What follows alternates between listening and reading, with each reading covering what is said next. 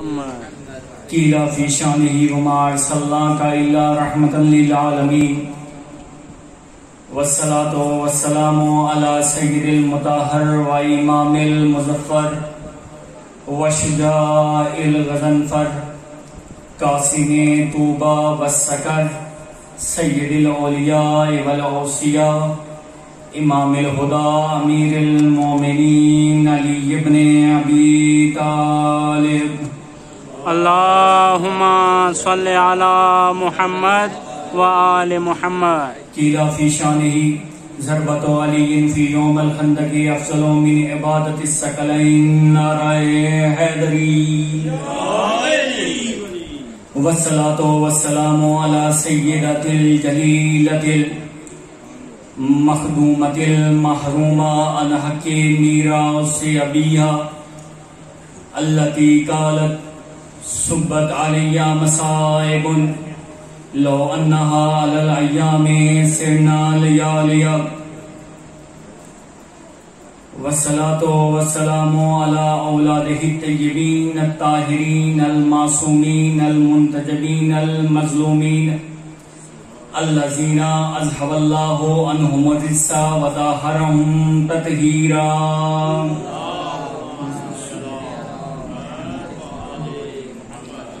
ورحمۃ اللہ علی احبابہم وشیعتہم وموالیہم اجمعین ولعنۃ اللہ علی اعدائہم ومبغضیہم ملعونین من یوم ظلمہم الی قیام یوم الدین.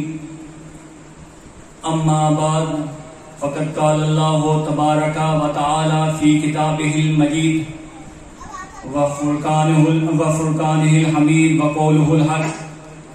بسم اللہ الرحمن الرحیم وقال ربکم ادعونی استجب لکم صلوات.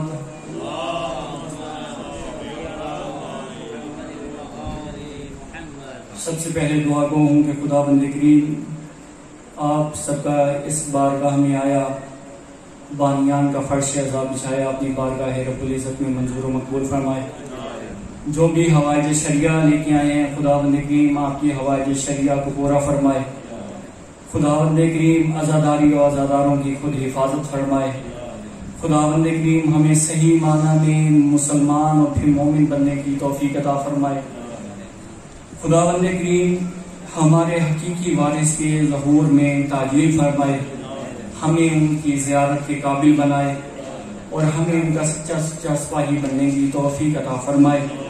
اپنی اپنی دعاؤں کی قبولیت کے لیے بالخصوص امام زمانہ کے ظہور میں تعجیل کے لیے بآواز بلندتر صلوات.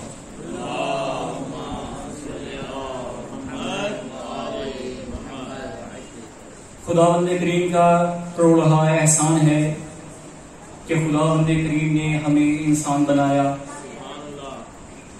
پھر اس خالق کائنات کا کرم ہے کہ اس نے ہمیں انسان بنانے کے بعد مسلمان ہونے کا تمغہ عنایت کیا.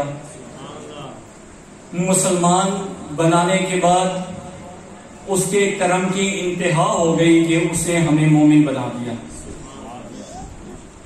خداوند کریم کا کروڑہا شکر ہے کہ اس خالق لم یزل نے ہمیں زمانے میں سر اٹھا کے چلنے کے لیے حسین جیسا امام عطا فرمایا. اور اس خالق کا اتنا کرم ہے، اس جلی کا اتنا کرم ہے کہ اس نے ہمیں علی عطا کر دیا. میں نے آپ کے سامنے خداوند کریم کی لارہ مبیہ کتاب میں سے ایک آیہ مجیدہ پڑھنے کا شرف حاصل کیا جس میں خداوند کریم ارشاد فرما رہا ہے اپنے بندوں سے وَقَالَ رَبُّكُمْ، اور تمہارا پروردگار تمہارا رب فرماتا ہے ادعونی، تم مجھے پکارو، استجب لکم، میں تمہاری دعاؤں کو قبول کروں. آج کی اس مختصر سی نشست میں چاہتا ہوں دعا کے متعلق کچھ معروضات پیش کروں. دعا ہے کیا؟ خالق اور مخلوق کے درمیان رابطے کا نام ہے دعا. بے نیاز اور فقیر کے درمیان رابطے کا نام ہے دعا. معصوم سے پوچھا گیا مولا بتائیں دعا کیا ہے؟ تو ارشاد ہوا الدعاء صلاح المومن، الدعاء منور السماوات والارض، الدعاء مصباح الظلمہ، الدعاء هو العبادہ. معصوم سے پوچھا گیا مولا بتائیں دعا کیا ہے؟ کہا مومن کا ہتھیار ہے دعا. الدعاء مصباح الظلمہ، تاریک اندھیروں میں روشن چراغ کا نام ہے دعا. الدعاء منور السماوات والارض، زمین و آسمان کو روشن کرنے والی، نورانی کرنے والی چیز کا نام ہے دعا. جب آپ کے اور میرے پانچویں امام سے پوچھا گیا مولا بتائیں دعا کیا ہے، تو میرے اور آپ کے پانچویں امام نے ارشاد فرمایا الدعاء هو العبادہ، حقیقی عبادت ہے ہی دعا. وجہ کیا ہے کہ حقیقی عبادت دعا کو کہا گیا ہے؟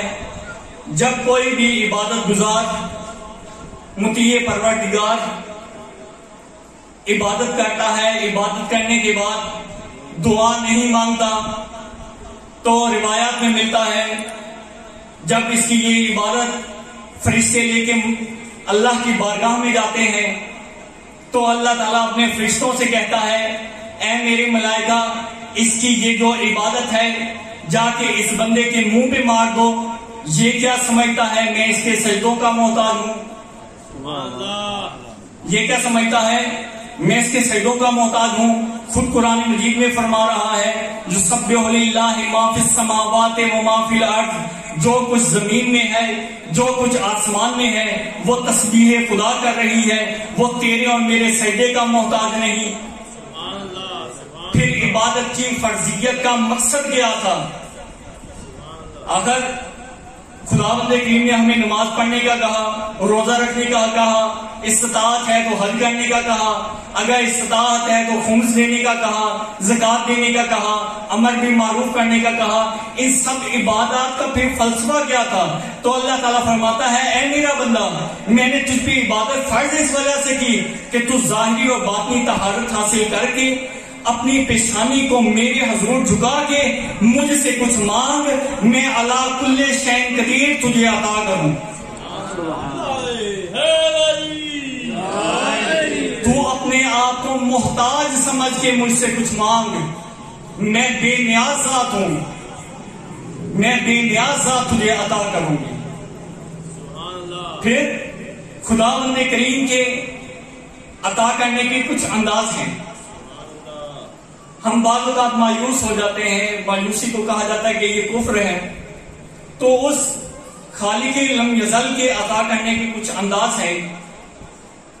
جب کوئی بھی بندہ اس کی بارگاہ میں سوال کرتا ہے، آپ کے دروازے کے اوپر کوئی فقیر آ جائے تو آپ کی کوشش ہوتی ہے اس کو خالی ہاتھ نہ لوٹائیں. ایسے ہی ہے نا، کوئی بھی شریف ہو اس کی کوشش یہ ہوتی ہے کہ میں اس فقیر کو خالی ہاتھ نہ بھیجوں. تو جو شریفوں کا بھی خالق ہے، جس نے شرافت کو خلق کیا ہے، یہ کیسے ہو سکتا ہے کہ تو اس کے دربار میں آ کے کچھ مانگے اور وہ تجھے خالی ہاتھ لوٹا دے؟ معصوم فرماتے ہیں اس خداوند کریم کے عطا کرنے کے 4 انداز ہیں. اگر آپ کو یہ 4 انداز سمجھ میں آ گئے تو آپ زندگی میں کبھی بھی دعا مانگتے ہوئے مایوس نہیں ہوں گے. معصوم نے فرمایا پہلی چیز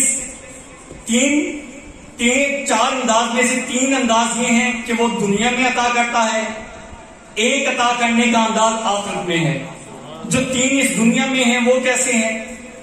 اگر کوئی بندہ خداوند کریم سے 14 کے وسیلے سے کوئی دعا مانگتا ہے، اگر اس کے حق میں بہتر ہو تو خداوند کریم فوراً عطا کر دیتا ہے،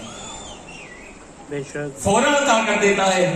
دیکھیں ایک مثال دی جاتی ہے، ایک تشبیہ دی جاتی ہے کہ خداوند کریم اپنے بندے سے 70 ماؤں سے زیادہ پیار کرتا ہے. یہ ایک مثال ہے، اس کی محبت کا موازنہ ہی نہیں کیا جا سکتا. یہ تو صرف ایک مثال دی جاتی ہے. دیکھیں ایک بچہ اپنی ماں سے آگ مانگتا ہے تو وہ اس کو آگ دے نہیں دیتی، ایسا ہے کہ نہیں؟ تو جو خالق ہر چیز کا جاننے والا ہے، جو یہ بھی جانتا ہے کہ وہ ہر چیز کے اوپر قادر ہے اور اس کا کوئی بھی فعل حکمت سے خالی نہیں ہے، وہ کیسے اپنے بندے کو جہنم کی آگ میں ڈال دے؟ ایسا ہے کہ نہیں؟ اب خداوند کریم سے جب انسان مانگتا ہے، اگر اس کے حق میں بہتر ہو تو خداوند کریم فوراً عطا کر دیتا ہے، اگر اس کے حق میں اس وقت بہتر نہ ہو، کچھ عرصے کے بعد بہتر ہو جائے اس کے لیے، تو خداوند کریم کچھ عرصے کے بعد اسے عطا کر دیتا ہے۔ تیرا میرا مزاج کیا ہے؟ سب بھائی توجہ ہے نا؟ تیرا میرا مزاج یہ ہے کہ ہمارے اوپر غربت آ گئی، ہم خدا سے عمارت مانگتے ہیں، ایسے ہے۔ ہمارے اوپر بیماری آ گئی، ہم خدا سے شفا مانگتے ہیں۔ ہمارے پاس بیٹیاں ہیں تو ہم خدا سے بیٹوں کا سوال کرنا شروع کر دیتے ہیں۔ اگر ہمارے پاس بیٹے ہیں تو ہم خداوند کریم سے بیٹیوں کا سوال کرنا شروع کر دیتے ہیں۔ اگر ہمارے پاس اولاد نہیں ہے تو ہم اس سے اولاد کا سوال کرنا شروع کر دیتے ہیں، حالانکہ وہ خود خداوند کریم قرآن مجید میں ارشاد فرما رہا ہے، وَيَهْبُ لِمَن يَشَاءُ إِنَاثًا وَيَهْبُ لِمَن يَشَاءُ ذُكُورًا وَيَجْعَلُ مَن يَشَاءُ عَقِيمًا۔ اے میرا بندہ، میں جسے چاہتا ہوں بیٹے عطا کرتا ہوں۔ بے شک بے شک بے شک، سبحان اللہ۔ وَيَهْبُ لِمَن يَشَاءُ إِنَاثًا، میں جسے چاہتا ہوں بیٹیاں عطا کرتا ہوں۔ کوئی پیر عطا نہیں کرتا، خدا کہتا ہے میں عطا کرتا ہوں، مجھے لوگوں کی سمجھ ہی نہیں آتی۔ وہ کہتا ہے وَيَهْبُ لِمَن يَشَاءُ إِنَاثًا، میں ہوں جو بیٹیاں عطا کرتا ہوں۔ وَيَهْبُ لِمَن يَشَاءُ ذُكُورًا، میں ہوں جو بیٹیاں عطا کرتا ہوں۔ میں ہوں جو جوڑا جوڑا ملا کے عطا کرتا ہوں، اور میں وہ خالق ہوں جسے چاہتا ہوں باندھ چھوڑ دیتا ہوں۔ میں اپنی مرضیوں کا خود مالک ہوں، کسی کے مشوروں کا محتاج نہیں۔ واہ واہ، سبحان اللہ سبحان۔ تو اس کے عطا کرنے کے انداز ہیں۔ پہلا انداز یہ کہ بندے کے حق میں بہتر ہے تو فوراً عطا کر دیتا ہے، اگر اس کے حق میں بہتر نہیں ہے تو کچھ عرصے کے بعد عطا کر دیتا ہے۔ اگر اس بندے کے حق میں مطلقاً ایک چیز بہتر نہ ہو، وہ خدا جانتا ہے نا کہ میں پیسہ مانگ رہا ہوں۔ میں محمد اپنی مثال دیتا ہوں، یا جو میرے اپنے بیٹھے ہیں یہاں پہ کاشی بھائی کی مثال دیتا ہوں، پیسہ مانگ رہا ہوں میں، خدا بہتر جانتا ہے میں اس کو پیسہ عطا کر دوں تو ہو سکتا ہے اس کی دین کی بربادی کا باعث بن جائے۔ میرے پاس اولاد نہیں ہے، میں اولاد مانگ رہا ہوں، خداوند کریم بہتر جانتا ہے، وہ حاکم ہے، وہ حکیم ہے، وہ بہتر جانتا ہے، ہو سکتا ہے مجھے اولاد اس وجہ سے عطا نہ کی ہو، اگر وہ مجھے اولاد دے دیتا تو میری دین کی بربادی کا باعث بن جاتی، میرے لیے کوئی آزمائش پیدا ہو جاتی۔ خود خداوند کریم قرآن مجید میں فرما رہا ہے نا، ترجمہ یہ ہے کہ خداوند کریم فرما رہا ہے کہ اے انسان، یہ جو تیرا مال ہے اور تیری اولاد یہ تیرے لیے فتنہ ہے۔ یہاں پہ فتنے سے مراد یہ نہیں کہ جس طرح دوسرا فتنہ ہوتا ہے کوئی جنا برائی فتنہ ہے، بلکہ تیرے لیے آزمائش ہے۔ میں بیٹے دوں، تیرا حق ہے شکر ادا کر، میں بیٹے دوں، تیرا حق ہے شکر ادا کر، تجھے میں بیٹے نہ دوں، تجھے میں بیٹے نہ دوں، تیرا یہ حق نہیں بنتا کہ تو لوگوں کے سامنے شکوہ کرنا شروع کر دے۔ تیرا حق بنتا ہے میں نے نہیں عطا کیا تو صبر کے ساتھ نبھا۔ میں نے تجھے مال دیا ہے تو تیرا حق بنتا ہے شکر ادا کر۔ اگر میں نے تجھے مال نہیں دیا، تجھے فقیر چھوڑ دیا ہے، تو میں نے قیامت والے دن تجھ سے حساب بھی تو نہیں لینا۔ میں نے تجھے مال نہیں دیا تو اس کا مطلب یہ نہیں تم میرے غیر کے دروازے کے اوپر چلا جا۔ ایک حکایت ہمارے استاد محترم نے کم میں سنائی تھی، البتہ سبق سے خالی نہیں ہے، اگر آپ سلوات پڑھیں تو میں آپ کو وہ حکایت سناتا ہوں۔ اللہم صلی علی محمد و آل محمد۔ ایک عبادت گزار تھا، بہت عبادت کرتا تھا، پہاڑوں میں رہتا، بہت عبادت کرتا۔ خدا بند کریم اس کے کھانے کا انتظام خود کیا کرتا تھا۔ اب جس کے کھانے کا انتظام خود وہ کیے جائے، پہننے کا انتظام خود وہ کیے جائے، وہ عبادت کی جا رہا ہے۔ اور پھر میرا بھائی میں یہاں پہ رک کے ایک جملہ کہنا چاہتا ہوں، ہم نے عبادت کو محدود کر دیا ہے۔ عبادت ایک بہت وسیع مفہوم رکھتی ہے، صرف نماز پڑھ لینا عبادت نہیں، صرف روزہ رکھ لینا عبادت نہیں، صرف حج ادا کر لینا عبادت نہیں، بلکہ میں نے معصوم کا ایک ارشاد فرمان پڑھا ہے کہ جو شخص اپنے اہل و عیال کے لیے، اپنے اقربا کے لیے حلال رزق کی تلاش میں نکلتا ہے، اس کا یہ رزق کی تلاش میں نکلنا بھی عبادت ہے۔ عبادت کے مفہوم کو محدود نہ کریں۔ دو مومن لڑ گئے، ان میں لڑائی جھگڑا ہو گیا ہے، ان کے درمیان صلح کروانا بھی عبادت ہے، نہ کہ یہ تماشا دیکھتا رہوں۔ میں محمد علی ہوں نا، میں بیٹھ کے تماشا دیکھتا رہوں جی۔ اصل میں آج کل ہماری عبادت کم اور چسکا زیادہ شروع ہو گیا ہے۔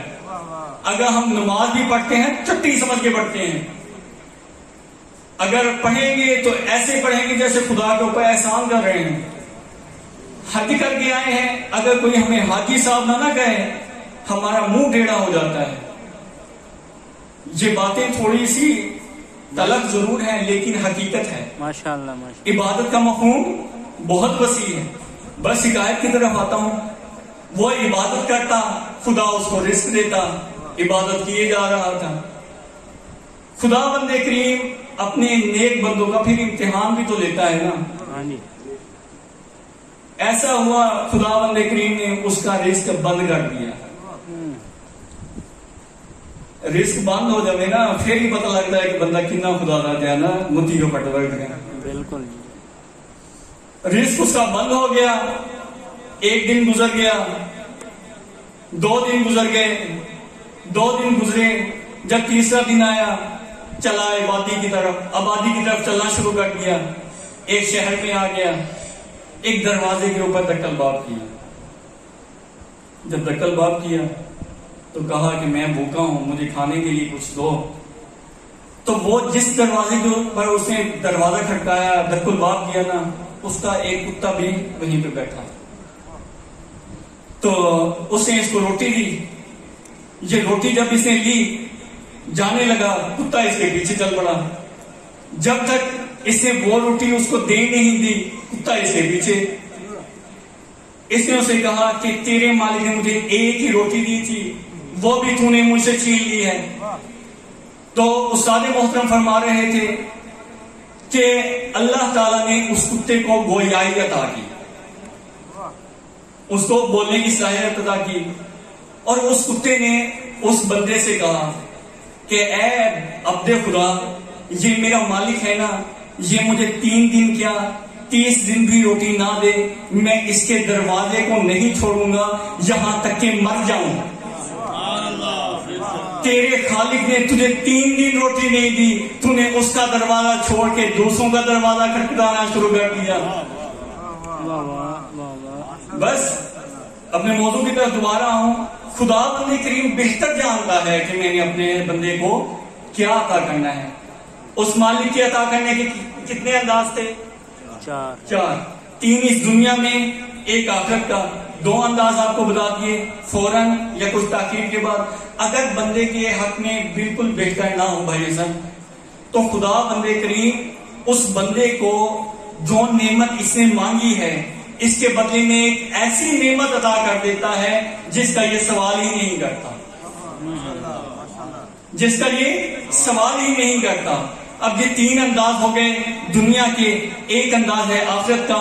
تیرے اور میرے چھٹے امام صادق علیہ السلام فرماتے ہیں، اللہم صلی علی محمد وآل محمد۔ ایک بندہ خدا کی ایک دعا جو اس کی دنیا میں اس کو اس کا اجر نہیں ملتا، اس کی وہ دعا قبول نہیں ہوتی، خدا بند کریم قیامت والے دن اس ایک نا قبول ہونے والی دعا کے بدلے میں اس بندے کو اتنا اجر عطا کرے گا کہ بندہ یہ خواہش کرے گا کاش دنیا میں میری کوئی دعا قبول ہی نہ ہوئی۔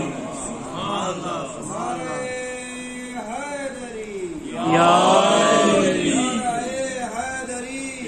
علی یا علی یا علی مدد حق ہے۔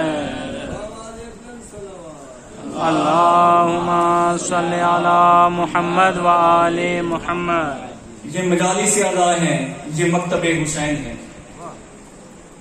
مجالس کا اصل ہدف یہ ہے کہ تیرے اور میرے کردار میں تبدیلی آ جائے۔ اگر پورے 10 دن گزرنے کے بعد بھی ہمارے کردار میں کوئی تبدیلی نہیں آتی تو پھر ہمیں یہ سوچ لینا چاہیے کہ جو مقصد کربلا تھا، جس کے لیے ہم یہ یاد بنا رہے تھے، وہ ہدف پورا نہیں ہوا۔ بس میرے بھائی صرف 6 منٹ رہ گئے ہیں، آپ کی ذہنوں کو تمام کرتا ہوں جیسے قبلہ صاحب آ جاتے ہیں، ٹھیک ہے؟ صلوات پڑھیں محمد و آل محمد پہ۔ اللہم صلی علی محمد و آل محمد۔ پوری دنیا کو مانگنے کا درس دیا ہے، مانگنے کا طریقہ سکھایا ہے محمد و آل محمد نے۔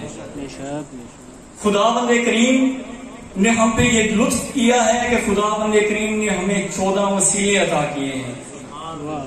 جو بھی شیعہ ہے وہ وسیلے کا اقرار کرتا ہے، وہ وسیلے کو مانتا ہے۔ خدا بند کریم فرماتا ہے کہ اے شیعہ، میں نے تجھے 14 وسیلے ایسے عطا کیے ہیں جس کے حق میں یہ سفارش کر دے، میں اس کی دعا کو رد کرتا ہی نہیں۔ لیکن ہمیں یہ بات یاد رکھنی چاہیے کہ محمد و آل محمد بھی ہم سے پیار کرتے ہیں، اور جو ہے نا جو حکیم ہوتا ہے، فعل الحکیم لا یخلو من الحکمہ، حکیم کا کوئی فعل بھی حکمت سے خالی نہیں ہوتا، حتیٰ کہ جو حکیم ہوتا ہے اس کا فعل کیا، اس کی گفتار بھی حکمت سے خالی نہیں ہوتی۔ بس ایک واقعہ اور آپ کی ذہنوں کو تمام کرتا ہوں۔ طاؤوس یمانی امام سجاد علیہ السلام کا صحابی ہے۔ اللہم صلی علی محمد و آل محمد۔ طاؤوس یمانی کہتا ہے کہ آدھی رات کا وقت ہوا، میرا دل چاہا کہ میں بیت اللہ میں جاؤں، حرم کعبہ میں جاؤں، خدا بند کریم کے ساتھ جا کے مناجات کروں۔ کہتا ہے جب میں کعبہ کی طرف چلا، حرم کعبہ میں آیا تو میں نے دیکھا کہ ایک نوجوان مجھ سے پہلے وہاں پہ دعا و مناجات کر رہا ہے۔ اس کے الفاظ کیا ہیں؟ کہہ رہا ہے عبیدک بفنائک یا اللہ، سائلوں کا بفنائک یا اللہ، مسکینوں کا بفنائک یا اللہ۔ اے میرے اللہ، ایک مسکین تیرے دروازے پہ آیا ہوا ہے، اے اللہ ایک فقیر تیرے دروازے پہ آیا ہوا ہے، اے اللہ ایک سائل تیرے دروازے کے اوپر آیا ہوا ہے۔ پھر کہتا ہے کہ میں نے اس جوان کے جملے سنے، وہ کہتا ہے کہ اے اللہ اس وقت دنیاوی بادشاہوں کے دروازے بند ہو چکے ہیں۔ صلوات پڑھیں محمد و آل محمد۔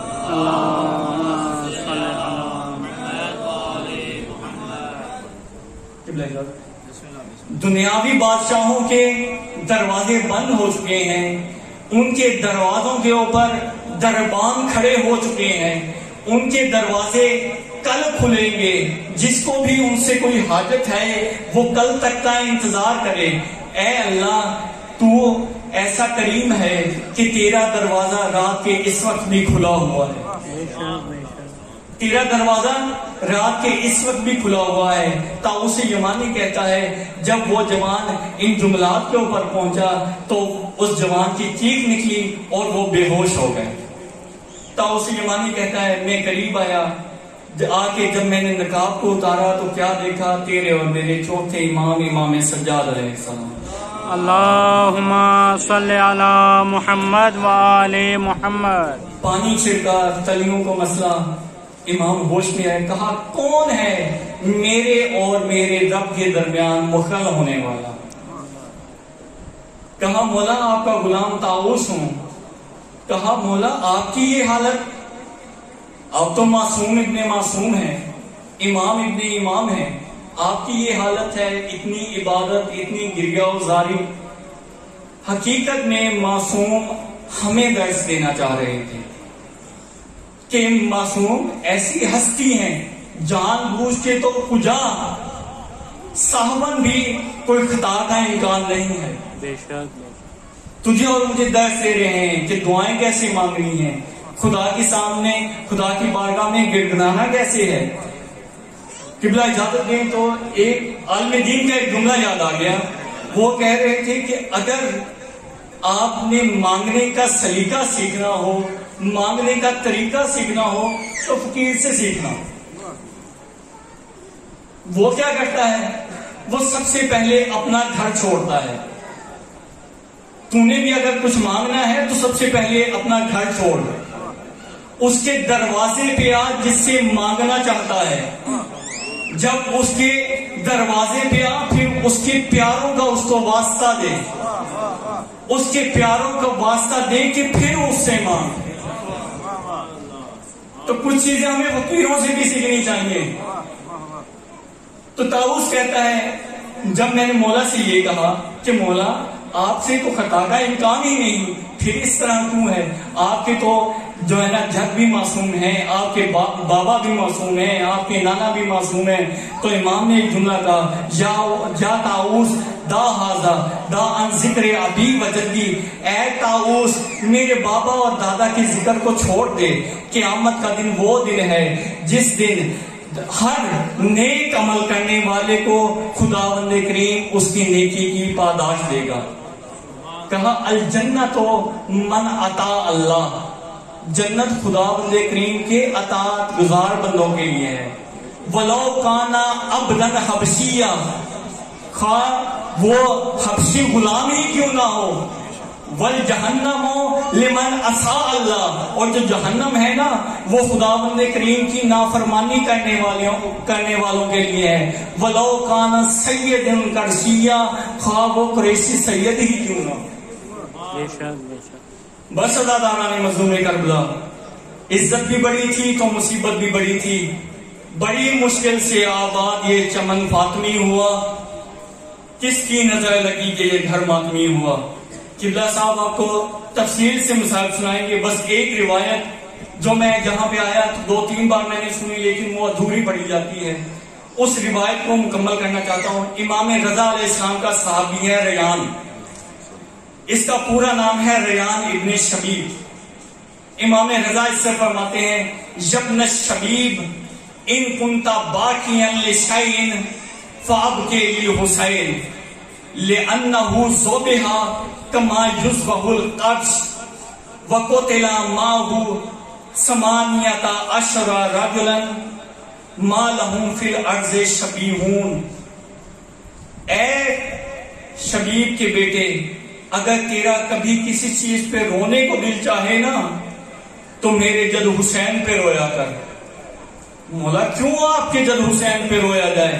کہا اس وجہ سے لِأَنَّهُ ذُبِحَ كَمَا يُذْبَحُ الْكَبْشُ, میرے جد حسین کو جنگلی بھیڑ کی طرح ذبح کر دیا, جنگلی بھیڑ کی طرح ذبح کر دیا گیا. صرف امام حسین علیہ السلام کو ذبح نہیں کیا گیا, ان کے ساتھ 18 ایسے نوجوانوں کو قتل کر دیا گیا جن کی زمین میں کوئی شبیہ نہیں ملتی. جس کے اکبر کو مار دیا گیا, اور جس کے غازی کے بازوؤں کو قلم کر دیا گیا, جس کے 6 مہینے کے عسکر کو تیر مار دیا گیا. اب صرف اتنا نہیں ہوا بلکہ اس حسین کو 13 ضربوں کے ساتھ شہید کر دیا گیا.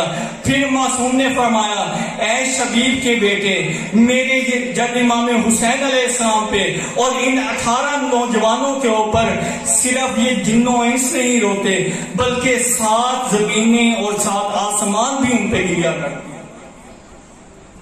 ایک ایرانی عالم دین نے قبلہ اس کی تشریح کی کہ امام نے اس طرح کیوں کہا کما ذبح کما یذبح الکبش, کہ میرے جد حسین کو جنگلی بھیڑ کی طرح ذبح کیا گیا.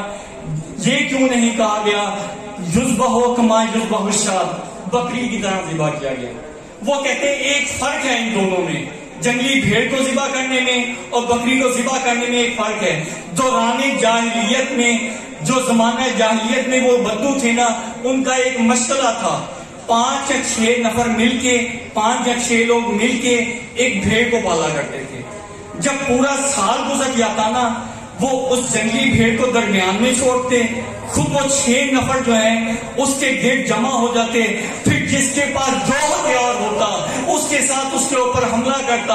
اگر کسی کے پاس نیزہ ہوتا وہ اس کے اوپر نیزہ مارتا, کسی کے پاس تیر ہوتا وہ اس کے اوپر تیر مارتا, کسی کے اوپر تلوار ہوتی وہ اس کے اوپر تلوار مارتا, کسی کے پاس کچھ نہ ہوتا وہ ٹانگوں کے ساتھ اس کے اوپر مارتا. یہی ہوا امام حسین علیہ السلام کے ساتھ. جس کے پاس تیر تھا اس نے میرے مظلوم امام کو تیر مارا، جس کے پاس تیر نہیں تھا، جس کے پاس نیزہ تھا اس نے نیزہ مارا، جس کے پاس نیزہ نہیں تھا، جس کے پاس تلوار تھی اس نے تلوار ماری، جس کے پاس کچھ نہ تھا اس نے کربلا کی گرم ریت اٹھا کے میرے مظلوم امام کے زخموں کے اوپر پھینکنا شروع کر دی۔ اب بہن کی کیا حالت تھی؟ بہن کی حالت یہ تھی، اب یہ جو کمینہ ہے شمر آیا ہے، شمر جالس علی صدرک، میرے مظلوم امام کے سینے کے اوپر بیٹھ گیا، اس سے ضربیں چلانا شروع کی۔ پہلی ضرب چلی، بی بی نے کہا یا غیاث المستغیثین، دوسری ضرب چلی، بی بی نے کہا یا رسول اللہ، تیسری ضرب چلی، بی بی نے کہا جا جدہ، عزاداران مظلوم کربلا۔ جب تیسری ضرب چلی ہے نا، بی بی نے کہا بسم اللہ و باللہ علی ملت رسول اللہ، انا للہ و انا الیہ راجعون۔ وَسَيَعْلَمُ الَّذِينَ ظَلَمُوا